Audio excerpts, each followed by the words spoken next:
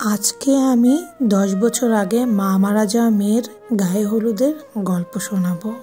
ঠিক এই মেয়েটি যখন 6-এ পড়তো তখন এই মেয়েটির মা মারা গিয়েছে। এই মেয়েটি আর কেউ নয়, আমাদেরই ননদ, আমার চাচাতো ননদ। আজ তার গায়ে হলুদ, তার গায়ে হলুদের প্রিপারেশন আমরাই নিচ্ছি। যেখানে সব দায়িত্ব মায়ের নেওয়ার কথা ছিল, সেখানে সেই দায়িত্ব আমরা পালন করছি। আজ কোথায় মেয়ের গায়ে হলুদের পায়েস মা রান্না করবে, সেখানে রান্না করতে হচ্ছে চাচিকে।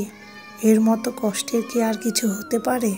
আজ কোথায় মা সব কিছু দায়িত্ব নিয়ে করবে, আর আজ সেই মাই চিরবিদায় নিয়ে চলে গেছে।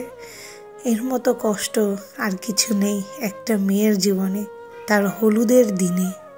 একটা মেয়ের জীবনে তার স্পেশাল মুহূর্ত তার গায়ে হলুদের দিন। আর সেই স্পেশাল মুহূর্তে তার পাশে খুব কাছের প্রিয় মানুষটাই নেই। এটা খুব কষ্টকর মেনে নেওয়া, তবুও মেনে নিতে হবে। মেয়েকে দেখলে বোঝা যাচ্ছে মেয়ে কতটা ভেতর ভেতর কষ্ট পাচ্ছে, অনেক যন্ত্রণা নিয়ে আছে আজকের দিনটাতে। একটা বিয়ের মুহূর্ত মানে খুশির মুহূর্ত, আনন্দের মুহূর্ত, আর সেই মুহূর্তে মা থাকবে, মা মেয়েকে দুহাত ভরে দোয়া করবে। আর আজকে সেই মাই নেই, তাই মেয়ের ভেতরটা কেমন হচ্ছে তো মেয়েই বুঝতে পারছে। তবুও আমরা মেয়েকে বুঝতে দেইনি মেয়ের ভেতরের কষ্টটা। মেয়েকে একটু আনন্দ এবং খুশি করার জন্য তাই আমরা ছোট্ট পরিসরে গায়ে হলুদের আয়োজন করেছি।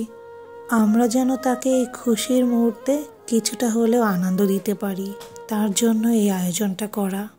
যদিও আমরা এই মুহূর্তে মায়ের মতো করে গায়ে হলুদের প্রোগ্রাম, অনুষ্ঠান কোনোটাই করতে পারবো না, কিন্তু চেষ্টা করেছি কিছুটা হলেও মেয়েকে আনন্দ দেওয়ার জন্য। মা মরা মেয়ের গায়ে হলুদের ছোট্ট অনুষ্ঠানটি কেমন লাগলো অবশ্যই জানাবেন আপনারা।